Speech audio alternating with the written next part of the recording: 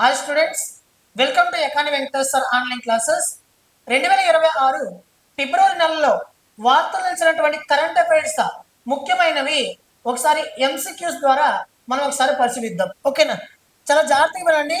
Important టాపిక్లు అన్ని కూడా నేను కవర్ చేశాను. ఓకేనా? ఇప్పుడు మీకు నేను చెప్పిన దానికంటే చిన్న అనౌన్స్మెంట్ ఏంటంటే, డైలీ కూడా నేను ఇండియన్ ఎకానమీ, అదేవిధంగా ఇండియన్ పాలిటీ, అదేవిధంగా ఏపీ ఎకానమీ, జీకే అంటే కరెంట్ అఫైర్స్, జాగ్రఫీ, హిస్టరీ ఇలాంటివన్నీ కూడా ఉచితంగా మన వాట్సాప్ ఛానల్లో డైలీ మార్నింగ్ మీకు 1 బిట్ పోస్ట్ చేస్తాం. దానికి సంబంధించిన ఎక్స్ప్లెనేషన్ అనేది అదే రోజు సాయంత్రం మన వాట్సాప్ ఛానల్లో ఫ్రీగా ఇస్తున్నాను.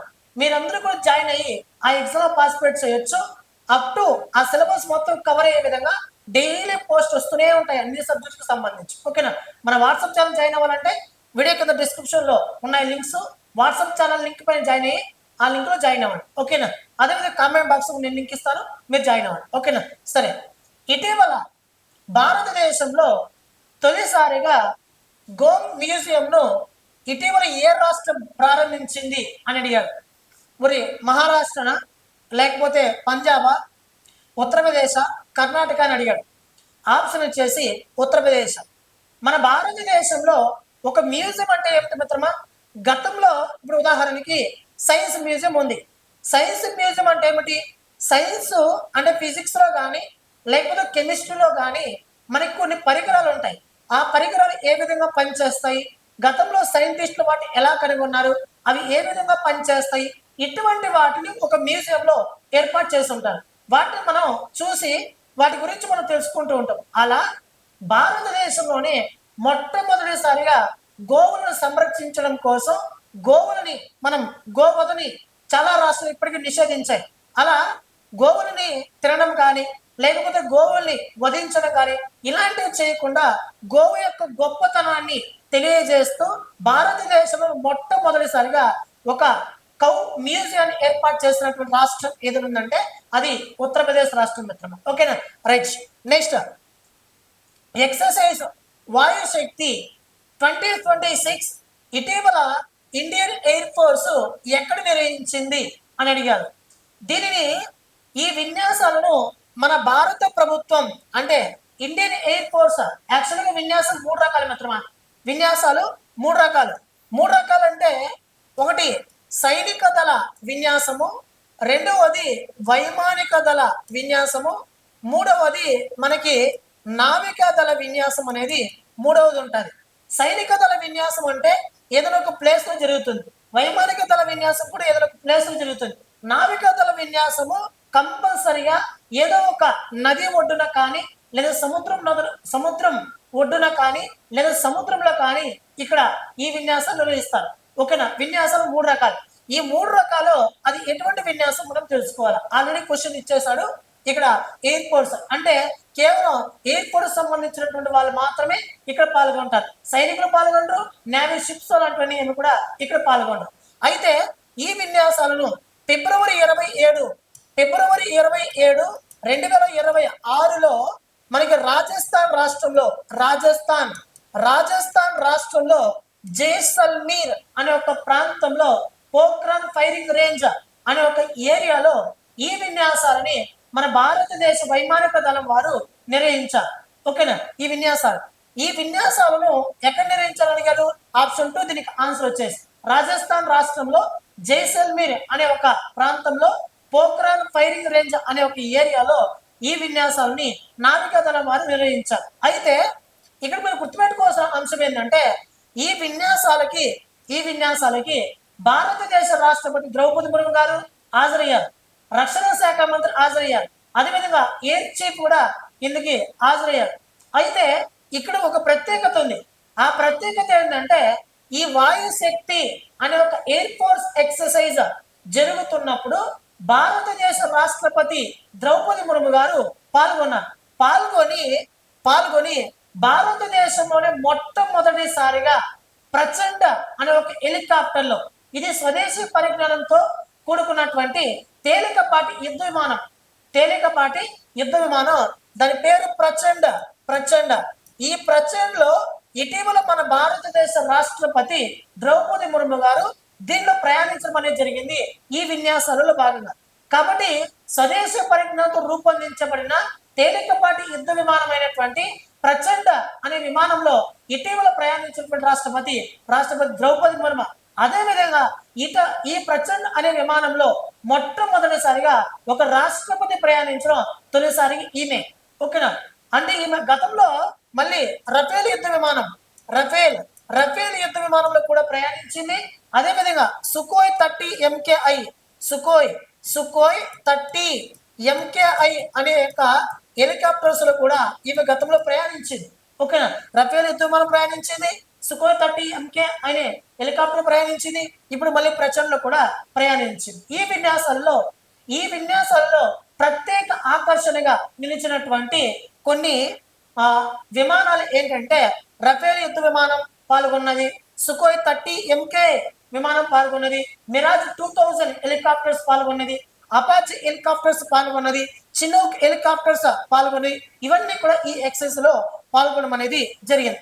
ఇంకో విషయం ఏంటంటే ఇక్కడ గుర్తుపెట్టుకోండి, ఇక్కడ రఫేల్ యుద్ధ విమానాన్ని మన ఫ్రాన్స్ దేశం నుంచి దిగుమతి చేసుకుంటున్నాం. ప్రజెంట్ 114 రఫేల్ యుద్ధ విమానం కొనుగోలు చేయడానికి మన భారతదేశ రక్షణ మంత్రిత్వ శాఖలో భాగంగా ఉన్నటువంటి డిఫెన్స్ ఎక్విజిషన్ కౌన్సిల్ కూడా పర్మిషన్ ఇచ్చేసింది. ఓకేనా? కాబట్టి రఫేల్ యుద్ధ విమానంను మన ఫ్రాన్స్ దేశం దిగుమతి చేసుకుంటున్నాం. సుఖోయ్ 30 MKI హెలికాప్టర్స్ ని మన భారతదేశం రష్యా నుంచి దిగుమతి చేసుకుంటున్నది. అదేవిధంగా అపాచీ హెలికాప్టర్స్ ని మన భారతదేశం అమెరికా నుంచి దిగుమతి చేసుకుంటున్నది. అదేవిధంగా చినూక్ హెలికాప్టర్స్ మన భారతదేశం అమెరికా నుంచి దిగుమతి చేసుకుంటున్నది. అదేవిధంగా మిరాజ్ 2000 హెలికాప్టర్స్ ని మన భారతదేశం ఎక్కడి నుంచి దిగుమతి చేసుకుంటున్నది అంటే ఫ్రాన్స్ దేశం నుంచి దిగుమతి చేసుకుంటున్నది. అదేవిధంగా మనకి S-400 మిసైల్స్ ని మన భారతదేశం రష్యా నుంచి దిగుమతి చేసుకుంటున్నది. అదేవిధంగా బ్రహ్మోస్ అనే హెలికాప్టర్స్ ని మన భారతదేశం రష్యా దేశం నుంచి దిగుమతి చేసుకుంటున్నది. ఓకేనా? ఇటువంటివన్నీ మనం గుర్తించుకోవాలి. చాలా చాలా ఇంపార్టెంట్, మోస్ట్ ఇంపార్టెంట్. ఓకేనా? ఈ ఎక్సర్సైజ్ ఇటీవల ఎక్కడ జరిగిందంటే రాజస్థాన్ రాష్ట్రంలో జరిగింది. ఓకేనా? రైట్. నెక్స్ట్, ఈశాన్య రాష్ట్రాల్లో మొదటి అత్యవసర ల్యాండింగ్ ఫెసిలిటీని ఇటీవల ఎక్కడ ప్రారంభించారు అని అడిగారు. నార్త్ ఈస్టర్న్ స్టేట్స్, ఈశాన్య భారతదేశంలో నార్త్ ఈస్టర్న్ స్టేట్స్ మొత్తం కూడా 8 ఉంటాయి. అందులో సిక్కింతో కలిపి 8, 7 సిస్టర్స్ ప్లస్ 1 = 8. అవన్నీ ఏదంటే మనకి సిక్కిం రాష్ట్రం. నార్త్ ఈస్టర్న్ స్టేట్ లో ఈశాన్య భారతదేశంలో మొట్టమొదటిసారిగా ఒక ఎమర్జింగ్ ల్యాండింగ్ ఫెసిలిటీని ఇటీవల మన భారతదేశ ప్రధానమంత్రి నరేంద్ర మోడీ గారు ప్రారంభించారు.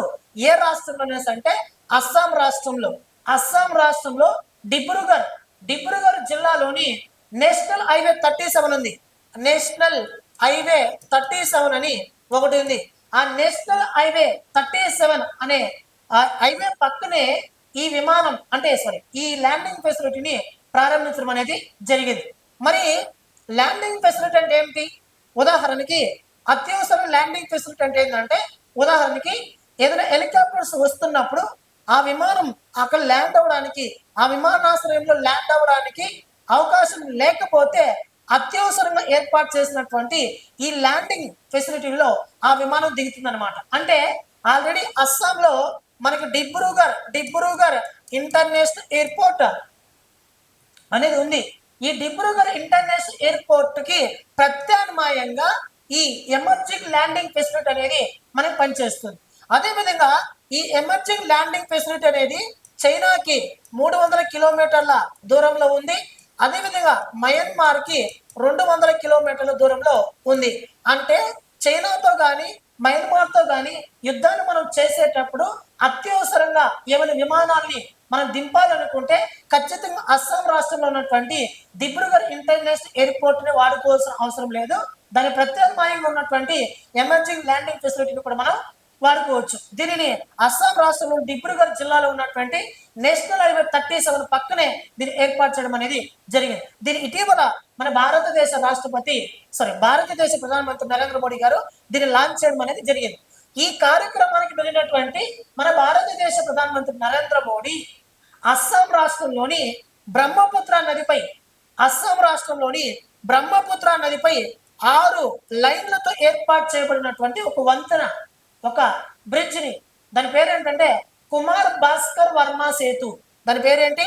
కుమార్ భాస్కర్ వర్మ సేతు అనే ఒక బ్రిడ్జ్ని ఏర్పాటు చేశారు బ్రహ్మపుత్ర నది పైనే. ఒక 6 లైన్లు కలిగినటువంటి బ్రహ్మపుత్ర నది పైన ఈ కుమార్ భాస్కర్ వర్మ సేతుని, ఒక బ్రిడ్జ్ని ఆల్రెడీ నిర్మించి ఉన్నారు. దాన్ని కూడా నరేంద్ర మోడీ ఇటీవల ప్రారంభించడం అనేది జరిగింది. చాలా చాలా ఇంపార్టెంట్, మోస్ట్ ఇంపార్టెంట్. ఓకేనా? ఒక landing facility north eastern state ఏర్పాటు చేయడం ఫస్ట్ ఇదే. ఓకేనా? రైట్. నెక్స్ట్ గగనయాన్. గగనయాన్ అనగానే మనకు గుర్తొచ్చేది నెక్స్ట్ ఇయర్ అంటే 2028లో ప్రయోగిస్తామంటున్నారు. కొన్ని 2027 రన్నింగ్లో ప్రయోగిస్తామంటున్నారు, ఎండింగ్లో ప్రయోగిస్తామంటున్నారు. ఇవన్నీ కూడా మనం ఒకసారి చూస్తాం. కానీ 2028లో గగనయాన్ని ప్రయోగించడానికి ఆవిష్కారం అయితే ఉంది. ఈ 2028లో ఇస్రో చేపట్టబోతున్నటువంటి ఈ గగనయాన్ మిషన్ అనేది మానవ సహిత మిషన్. ఎటువంటి మిషన్ మిత్రమా? మానవ సహిత మిషన్. మానవ సహిత మిషన్ అంటే ఏంటంటే దీంట్లో మానవులు కూడా ప్రయాణించబోతున్నారు. ఉదాహరణకి ఇటీవల అశోక్ చక్ర పురస్కారం అందుకున్నటువంటి శుభాంశు శుక్ల, ఆయన ఆల్రెడీ ఇంటర్నేషనల్ స్పేస్ స్టేషన్ కి వెళ్ళి వచ్చారు. మళ్ళీ ఇప్పుడు గగనయాన్లో భాగంగా ఆయన మళ్ళీ అంతరిక్షంలోకి వెళ్ళబోతున్నారు. ఆయనతో పాటు అంకాడ్ ప్రదీప్, అదేవిధంగా అజిత్ బాలకృష్ణ నాయరు, ఇటువంటి సుభాన్ శుక్ల, వీళ్ళు ఇటువంటి వాళ్ళ నలుగురు దాకా మనకి ఈ ప్రయోగంలో భాగంగా అంతరిక్షంలో ప్రయాణించనున్నారు. కాబట్టి గగనయాన్ మిషన్ అనేది ఒక మానవ సహిత మిషన్. దీని 2028లో మన భారత అంతరిక్ష పరిశోధన సంస్థ ఇస్రో చేపట్టే అవకాశం అయితే ఉంది.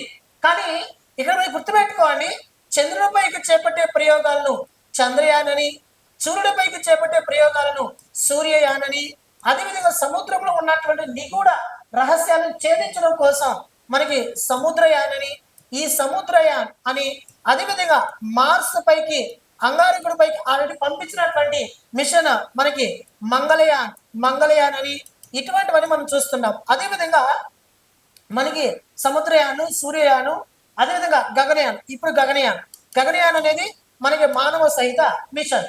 ఇక్కడ మీరు గుర్తుపెట్టుకోండి, సముద్రయాన్లో భాగంగా ఒక వెహికల్, ఆ వెహికల్ పేరు ఏంటంటే మత్స్య 6000 అనే ఒక వెహికల్ని కూడా దీన్ని ప్రయోగించబోతున్నారు.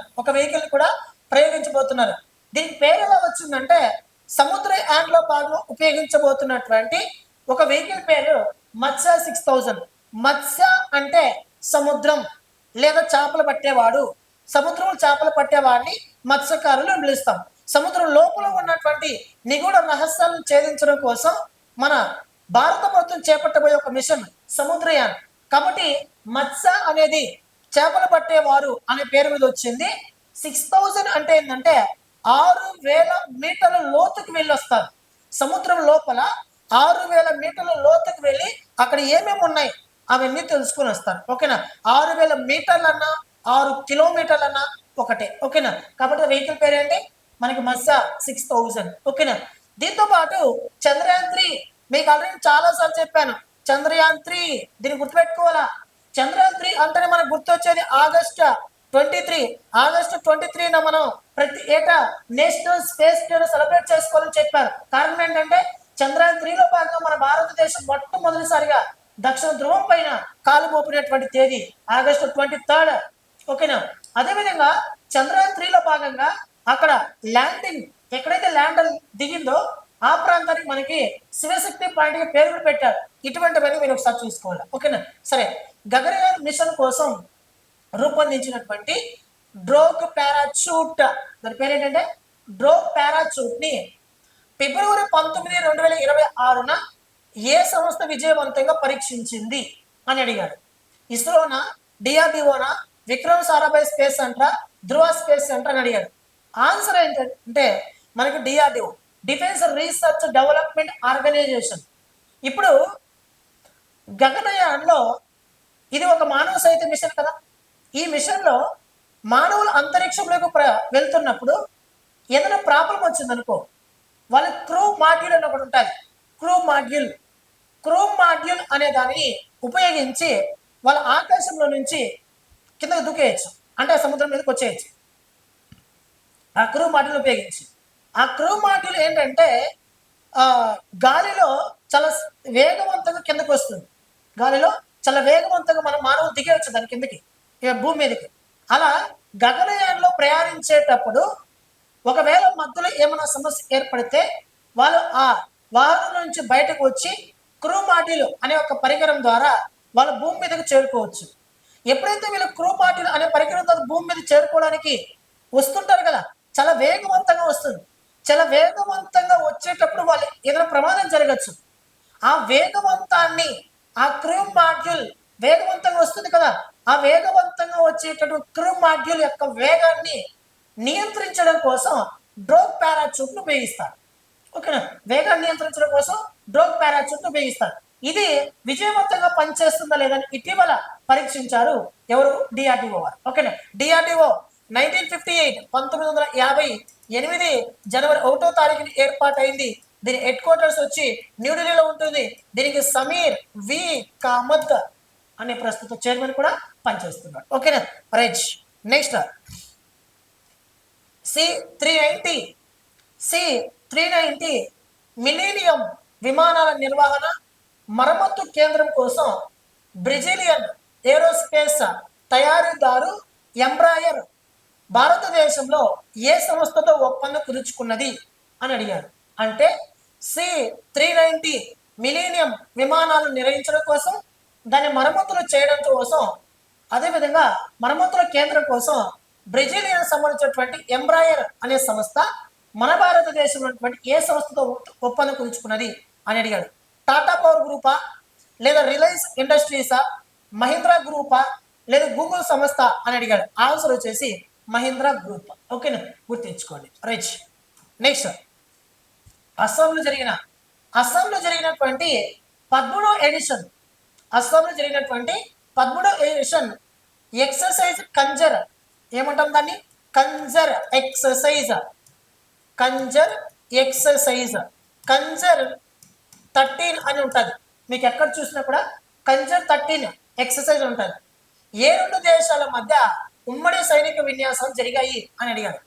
భారత్ కిర్గిస్తానా, భారత్ యుఏఈనా, భారత్ కజకిస్తానా, భారత్ కెనడా అంటే ఆన్సర్ వచ్చేసి భారత్ కిర్గిస్తాన్. ఈ విన్యాసం, ఈ కంజర్ 13 అనే విన్యాసం 2026 ఫిబ్రవరి 4వ తారీఖు నుంచి 17వ తారీఖుల వరకు అస్సాం రాష్ట్రంలోని మియామరి అనే ఒక ప్రాంతంలో ఈ విన్యాసం ముగిసింది. మరి ఇది ఎటువంటి విన్యాసం మిత్రమా? It is one of the joint military exercise. ఇది ఒక ఉమ్మడి సైనిక దళ విన్యాసం. మరి ఈ రెండు దేశాలు కూడా సైనిక దళ విన్యాసాన్ని నిర్వహిస్తున్నాయి అంటే అర్థమేమి? ఈ రెండు దేశాలు కూడా రానున్నటువంటి కాలంలో సైనిక పరంగా, ఓకేనా, సైనిక దళం పరంగా రెండు దేశాలు కూడా ఇచ్చిపుచ్చుకుంటాయి. ఓకేనా, అంటే ఉదాహరణకి భారతదేశం మీదకి ఎవరు యుద్ధానికి వస్తే మన కిర్గిస్తాన్ వాళ్ళు సైన్యాన్ని వాడుకోవచ్చు, కిర్గిస్తాన్ పైన ఎవరు యుద్ధానికి వస్తే భారత్ వాళ్ళ సైన్యాన్ని వాళ్ళు వాడుకోవచ్చు. అంటే సైనిక రంగంలో రెండు దేశాలు కూడా ఆ సహాయ సహకారాలను పెంపొందించడం కోసం ఈ విన్యాసాన్ని అస్సాం రాష్ట్రంలోని మనకి మియామరి అనే ప్రాంతంలో నిర్వహించడం అనేది జరిగింది. ఓకేనా, ఇందాక నేను చెప్పాను వాయుశక్తి ఎక్సర్సైజ్ ఎవరు నిర్వహించారు? ఇండియన్ ఎయిర్ ఫోర్స్ వారు. మరి ఇప్పుడు కంజర్ 13 ఎక్సర్సైజ్ ని ఎవరు నిర్వహించారు? మన భారతదేశం నిర్వహించింది. భారతదేశం ఈశాన్య రాష్ట్రంలో అస్సాం రాష్ట్రం నిర్వహించారు. ఓకేనా, ఇది ఒక సైనిక దళ విన్యాసం. రైట్. నెక్స్ట్ $2.75 బిలియన్ భారతదేశ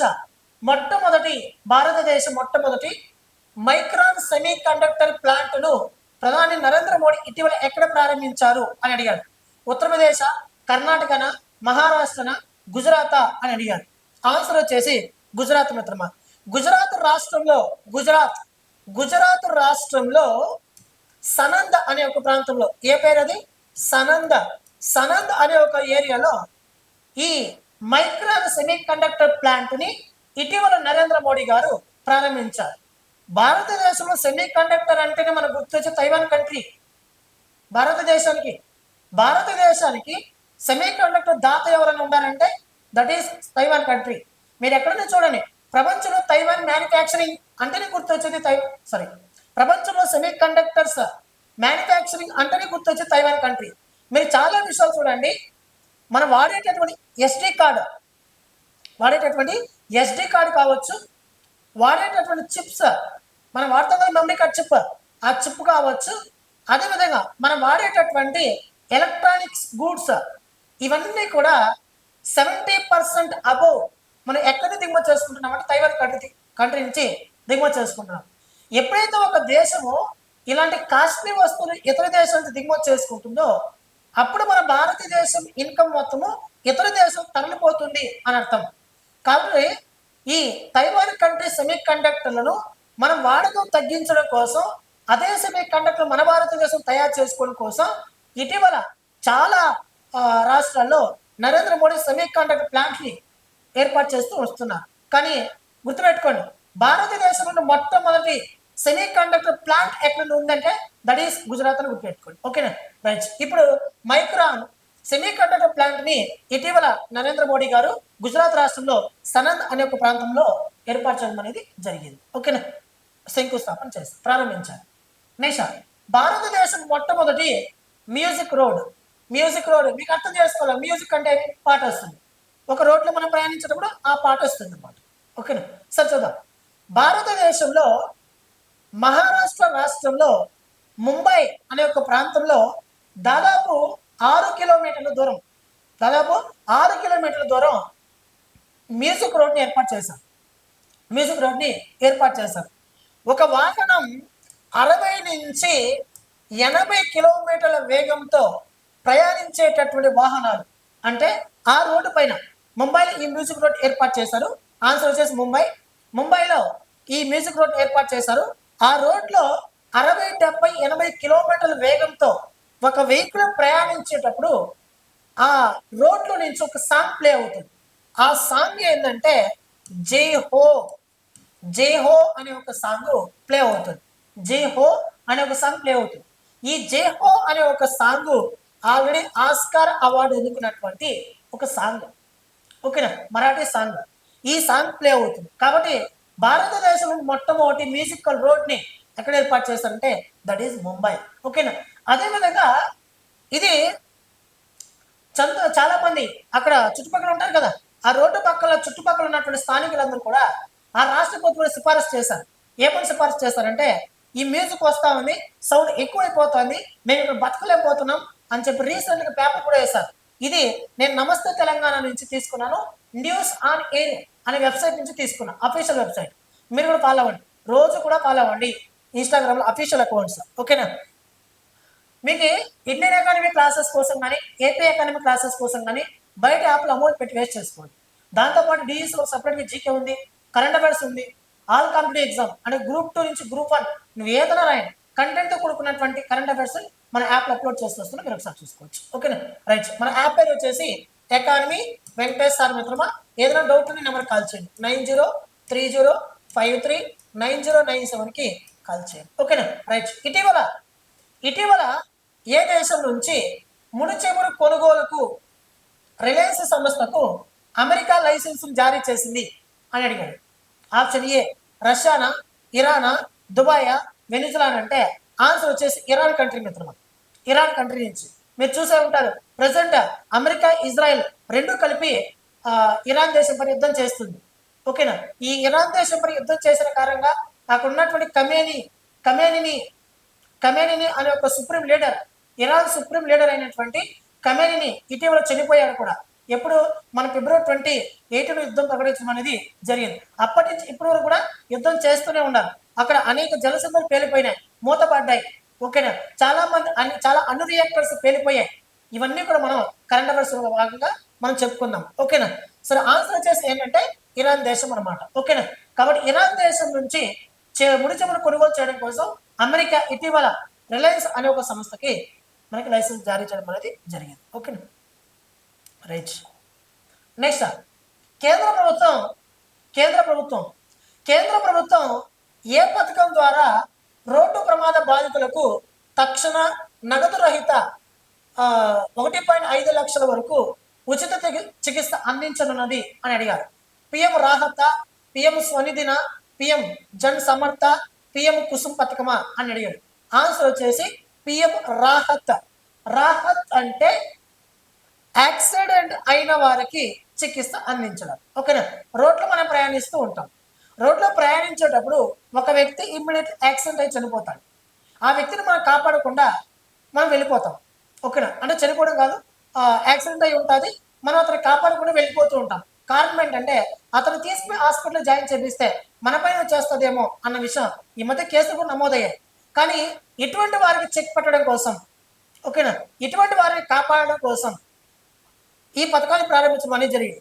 ఎవరైతే యాక్సిడెంట్ అయి ఉంటారో వాళ్ళకి యాక్సిడెంట్ అయినటువంటి 7 రోజుల వరకు దాదాపు 1.5 లక్షలు, 1.5 లక్షల రూపాయల చికిత్స ఉచితంగా అందించనున్నారు. అంటే 1.5 లక్షల వరకు ఉచితంగా చికిత్సను అందించనున్నారంట ఈ పిఎం రాహత్ అనే స్కీమ్ పథకం కింద. ఓకేనా, గుర్తుపెట్టుకోండి. రైట్, ఇది మనకు ఉన్నటువంటి టాప్ 10 కరెంట్ అఫైర్స్ ఫిబ్రవరి నెలకు సంబంధించి. Next top 10 current affairs next క్లాస్లో నేను ఎక్స్ప్లెయిన్ చేస్తాను. ఇప్పుడు మీకు క్వశ్చన్లో 10 కానీ 30 బిట్లు కవర్ అయ్యేంత ఎక్స్ప్లెనేషన్ నేను ఆల్రెడీ ఇచ్చాను. ఓకేనా. మరింత క్వశ్చన్స్ని, కంటెంట్తో కూడుకున్న క్వశ్చన్స్ని రేపటి క్లాస్ నేను పోస్ట్ చేస్తాను. ప్రతి ఒక్కరు కూడా మన వాట్సాప్ ఛానల్ జాయిన్ అవ్వండి. మన వాట్సాప్ ఛానల్ జాయిన్ అవ్వండి. అందులో ఖచ్చితంగా ఆన్సర్ చేసే ప్రయత్నం చేయండి. ఓకేనా. నేను ఫ్యాకల్టీని పెట్టి అమౌంట్ ఇచ్చి నేను బిట్స్ని పోల్ పెడుతున్నా మన యాప్లో, సారీ మన వాట్సాప్ ఛానల్లో. ఓకేనా. కాబట్టి మన వాట్సాప్ ఛానల్ జాయిన్ అవ్వండి. ఓకేనా. థ్యాంక్ యూ మిత్రమా, థ్యాంక్ యూ సో మచ్.